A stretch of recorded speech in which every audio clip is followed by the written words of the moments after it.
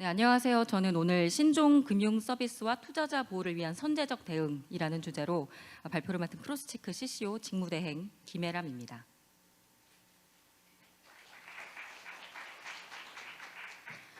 네, 이 시간에는 신종 금융 서비스로 떠오르고 있는 토큰 증권에 관해서 특히나 민간 부문에서 어떻게 투자자 보호를 고려하면서 이런 역할들을 해나갈 수 있는가에 대해서 말씀을 드리도록 하겠습니다. 우선은 투자자 보호를 위한 역할 분담은 민간과 정부에서 각각 하게 될 텐데 이 부분에 대해서 가장 먼저 살펴볼 것이고, 두 번째로는 민간에서 투자자 보호 방안을 상품과 정보단으로 나눠서 어떻게 다룰 수 있는가에 대해서 말씀을 드리겠고요. 마지막으로 투자자 보호가 가능하다고 사료되는 그러한 토큰 증권의 해외 사례는 과연 있는가, 민간에서 어떻게 상품들을 설계하고 있는가, 이 사례들을 살펴보도록 하겠습니다.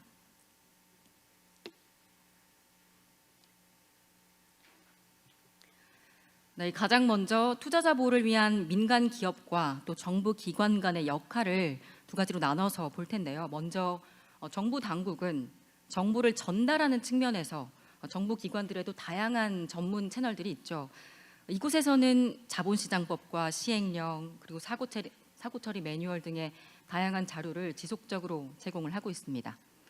하지만 우리가 사실은 모두 공감할 수 있다시피 일반 투자자들이 편하게 느끼면서 접근하기에는 사실 좀 어려움이 있는 게 아닌가라는 것은 공감대가 형성될 수 있지 않을까 싶습니다. 그리고 금융사고의 접수 처리를 하고 피해자를 구제하고 금융상품을 인허가하고 시장을 감시하는 기능은 명백히 정부 기관의 역할입니다. 다음으로 민간 기업에서는 그러면 투자자 보호를 어떻게 접근할 수 있는가에 대해서 살펴볼 건데요. 상품과 정보 측면으로 나눠서 보겠습니다. 상품 측면에서는 건강한 상품을 설계하는 것부터가 투자자 보호 시작점이라는 생각이 듭니다. 이 건강한 상품을 과연 어떻게 토큰 증권으로 설계할 수 있는가, 이 특성부터 보면서 살펴볼 건데요. 투자 손실이 발생하지 않을 수 있는 구조를 가지고 있는 상품이냐, 이것이 좀 중요하다는 생각을 하고요. 또 매매가 가능한, 그러니까 매매를 하고 싶을 때 자유롭게 할 수 있는 매매가 자유로운 상품 구조를 설계하는 것이 건강한 것이다.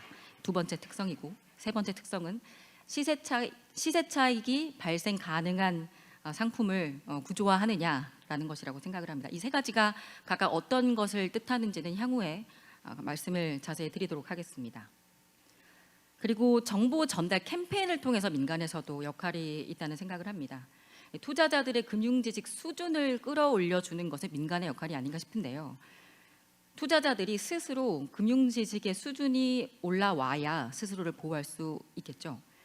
구체적으로는 사실적인 정보를 전달해서 투자자가 스스로 투자 활동을 하면서 혼란을 겪지 않도록 해주는 것, 그리고 정량적인 정보를 전달을 해서 스스로 비교 분석을 명확하게 할 수 있도록 해주는 것, 그리고 전문적인 정보들은 많은데 이 전문적인 정보들을 여기 계신 스터디 열심히 하시는 분들 외에 일반 투자자분들도 쉽게 이해할 수 있도록 변형해서 전달을 해야만 투자자가 잘 모르는 상태에서 기대 심리를 가지고 투자해서 실패 보는 사고를 미연에 방지할 수 있지 않을까 싶습니다.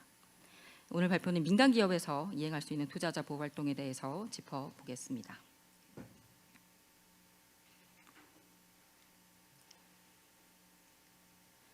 네, 상품 측면에 있어서 첫 번째로 살펴보겠습니다. 네, 건강한 상품이란 손실이 나지 않을 수 있는 구조로 상품이 설계가 되었느냐, 애시당초 그렇게 설계를 했느냐부터 시작이 되지 않을까 싶습니다.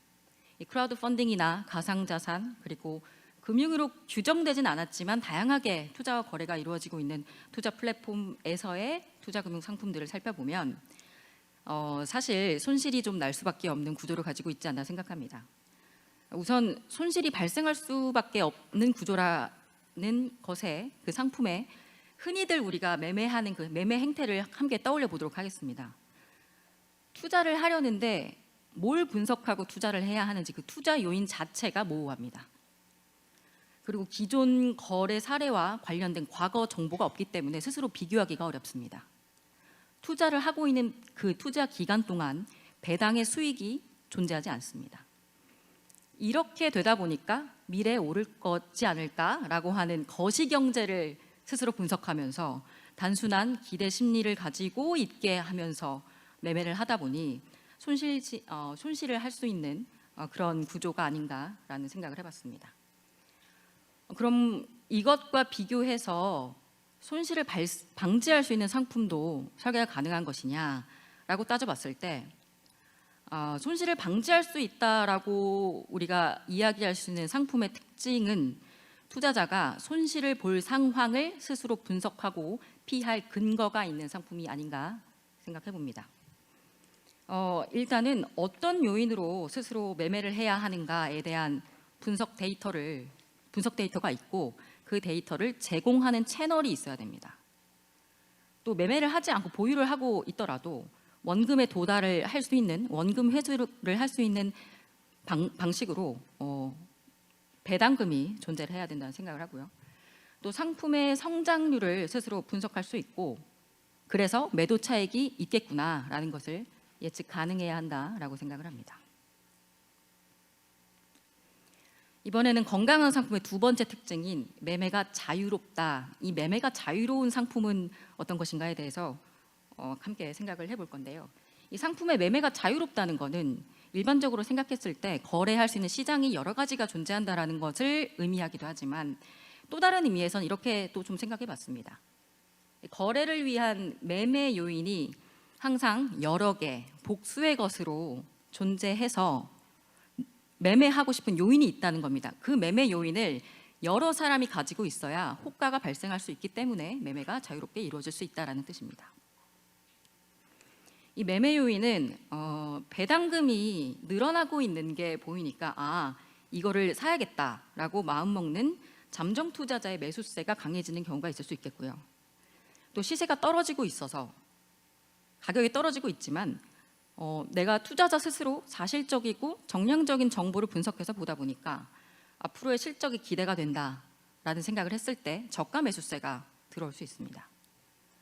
또 누적 배당금이 있는 경우 이 누적 배당금이 매수 원금에 도달했을 때 매매하고 싶어지겠죠. 또 수익 실현 매도 물량이 있는 경우 위에서 던지는 그런 게 있을 경우에 신규 매수자 입장으로 생각해 봤을 때도 만일 배당금이 있는 상품이다 라고 했을 때는 앞으로도 이 누적 배당금에 대한 기대 심리를 가지고 매수세가 들어올 수도 있는 겁니다.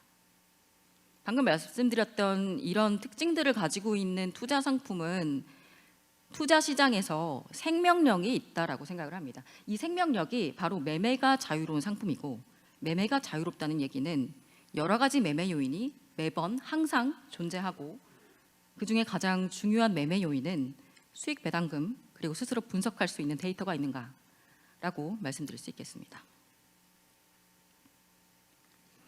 다음으로는 시세 차익이 발생하는 상품성이 내재되어 있느냐라는 측면에 있어서 좀 살펴볼 건데요. 이 시세 차익이란 수익만 이야기하는 게 아니라 손실 보는 것까지 두 가지를 모두 내포합니다. 하지만 최근의 신종 금융 상품들은 내가 수익을 볼 건지 손실을 볼 건지 이를 예측할 수가 굉장히 어렵고 뿐만 아니라 손실이 나고 있는 상품들이 많이 있다라고 볼 수가 있겠죠. 시세 차익이 발생하는 상품이라면 다음과 같습니다. 이 원금 회수 기간이 단축되고 있는 것이 내 눈에 보이는 그래서 이 기초 자산이 성장하고 있다라는 것을 알 수 있는 상품에서 시세 차익을 투자자가 기대를 할 수 있고 성장하는 상품이라는 건 다시 말해서 이 수익 배당금의 추이가 우상향한다는 뜻이 상식적으로는 될 수 있겠죠.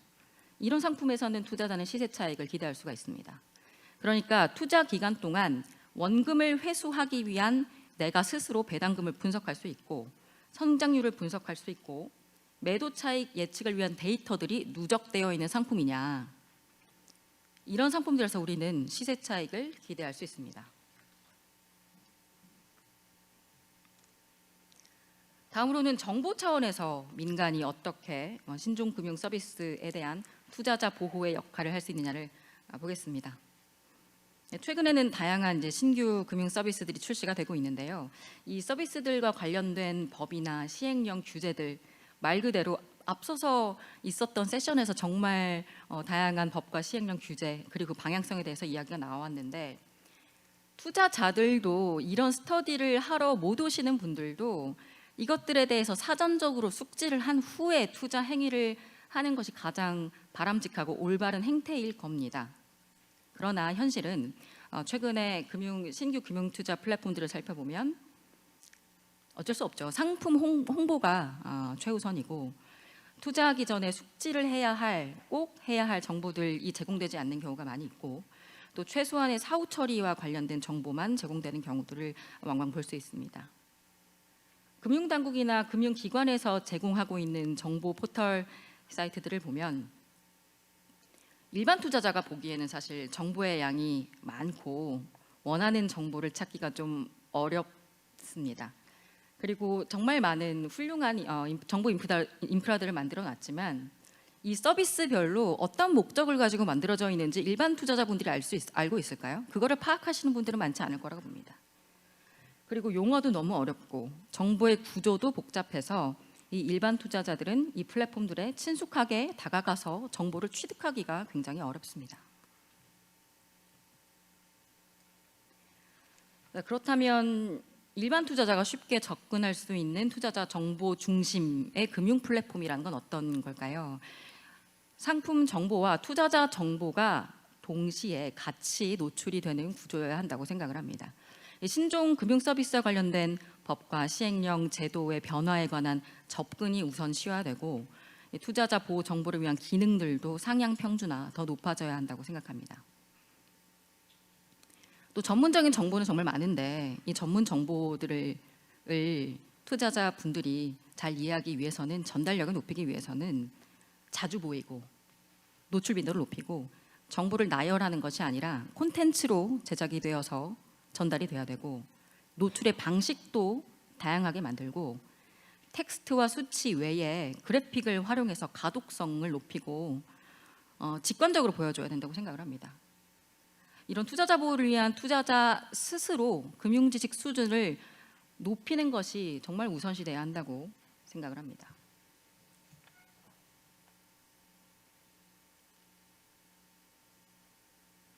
정리를 해보면 투자자 보호를 위한 정보를 제공할 때는 반드시 사실에 기반한 정량적 정보를 제공하고 이해하기 쉽도록 정보의 나열이 아닌 콘텐츠로 제작하고 투자자가 접근하기 용이하도록 다양한 방식으로 노출 빈도를 반복해서 노출을 해줘야 되고 가독성이 높은 그래픽 위주로 해야 하며 정보를 누구나 보기 쉽게 가공해서 제공하게 되면요 전문 투자자분들만 해석이 가능한 그런 정보가 아니라 일반 투자자분들도 실제로 투자할 때 이 투자 정보들을 본인이 스스로 분석하고 읽을 수 있게 해야 한다는 거죠. 그래야만 한쪽만 더 좋은 정보들은 사실 많이 공개가 돼 있습니다. 그러나 한쪽에만 더 좋은 정보를 가지고 정보 편향이 생기는 이 소위 정보 비대칭성의 문제를 물리적으로 미연에 방지할 수 있어야 한다. 이것이 민간에서 할 수 있는 정보 차원의 접근이다라는 생각을 해봤습니다.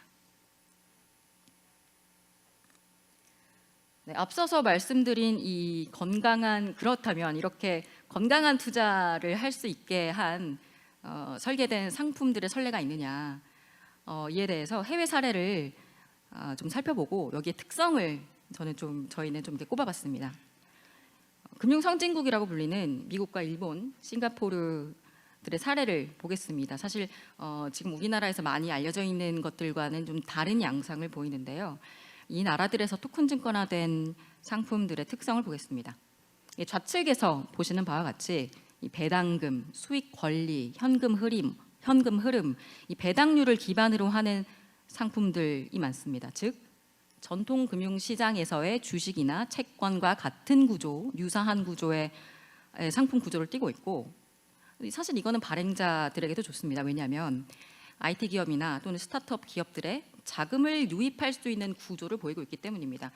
소기업들의 기업 금융에도 도움이 되는 구조로 토큰 증권 상품이 만들어져 가고 있다는 이런 흐름이 있다는 점입니다. 국내에서도 이러한 구조의 토큰 증권 상품을 설계하고 운용하기 위해서는 우리나라도 배당금이 존재하는 상품을 만드는 것이 중요하지 않을까 싶습니다.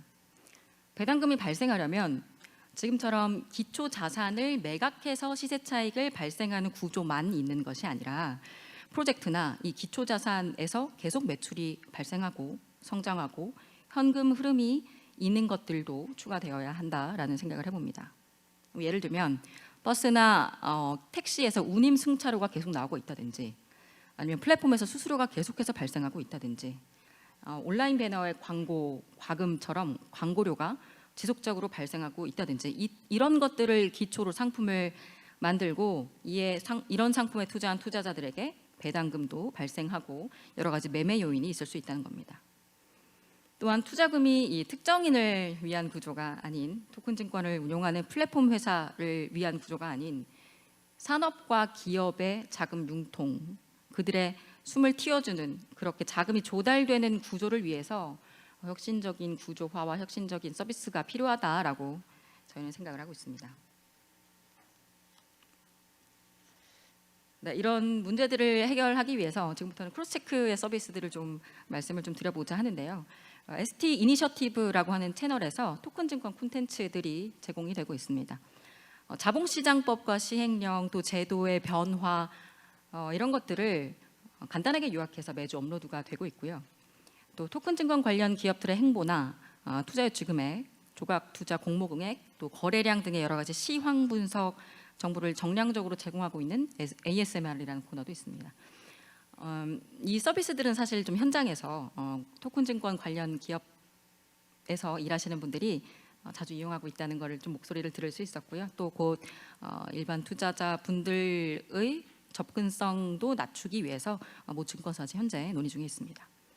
혹시라도 금융 플랫폼을 운영하고 있는 기업이나 증권사, 은행권에서 토큰증권 관련해서 실증적인 서비스를 선보이고 싶으시다면 저희와 협업이 가능합니다. 네, 저희는 기술과 금융을 크로스 체크해서 기대 수익과 실질 수익의 괴리감이 발생하지 않도록 이 트렌드와 규제를 크로스 체크해서 금융 패러다임을 제공하는 곳이고요. 네, 전통금융과 P2P 금융, 크라우드 펀딩, 가상자산, NFT 등 다양한 경험과 경력이 있는 전문가들로 구성된 조직입니다. 네, 이게 지금 보이시는 것이 투자자 보호를 위해서 다양한 정보를 그래픽으로 제작을 하는 저희의 앞으로 선보이고자 하는 형태인데요. 아주 직관적인 가독성이 높은 금융 그래픽 유저 인터페이스 정보, 흔히 GUI라고 하죠. 이것을 제공하는 것을 목표로 하고 있고요. 보시는 바와 같이 지도형입니다. 지도형 금융 플랫폼을 지향하고 있습니다. 이 화면이 크로스체크가 앞으로 제공할 직관적인 토큰 증권 투자 지형도입니다. HTS나 MTS랑은 사뭇 다르죠. UX, UI를 이용자 편의에 맞게 만드는 게 정말 얼마나 많은 회사들이 집중하고 피튀기게 경쟁하고 있는지 다들 아시죠? 왜냐하면 투자자들이나 유저들, 결국 그들이 많이 사용해야 되는 건데 투자자들과 유저들이 이런 것에 익숙해져 있기 때문입니다. 콜택시나 IoT 디바이스, 산림청, 도시청, 여러 가지 빅데이터들, 이 지도 기반의 GUI로 변화하고 있는 트렌드가 강합니다. 유저들, 투자자들이 이렇게 더 편하고 더 쉽고 한눈에 보는 것을 선호하기 때문입니다. 금융산업도 발맞춰서 변화할 때가 아닌가 싶습니다. 금융정보와 투자자 콘텐츠, 매매 데이터, 통계, 회사 위치, 주가, 기초자산의 위치, 이런 것들을 마치 일부러 보기 어렵게 만들기 위한 의도로 만드는 게 아니라면 이제는 모두의 눈높이에 맞춰서 웹 방식으로 정보를 전달하고 더 많은 금융투자 고객을 확보하는 게 사실 업계의 과제가 아닐까 싶습니다. 특히 IT 기업 또는 스타트업 기업의 기업 금융 숨통을 틔워줄 건강한 상품 설계로 형태로 설계될 토큰 증권의 형태에 아주 잘 맞는 형태가 아닌가라는 생각을 해봅니다. 네, 마지막으로 저희 서비스를 간단하게 정리를 하겠습니다. 토큰 증권 통합 플랫폼과 자본시장법 요약하는 리포트, 토큰 증권 시황 분석, 디지털 금융 상품 분석 콘텐츠, 토큰 증권 전문 방송과 기업 금융 정보 통합 플랫폼까지 지속적으로 개발하고 운영하려고 합니다. 많은 성원과 격려 부탁드리고 함께하실 분들은 언제든지 연락 주시기 바랍니다. 발표는 여기까지 하도록 하겠습니다. 감사합니다.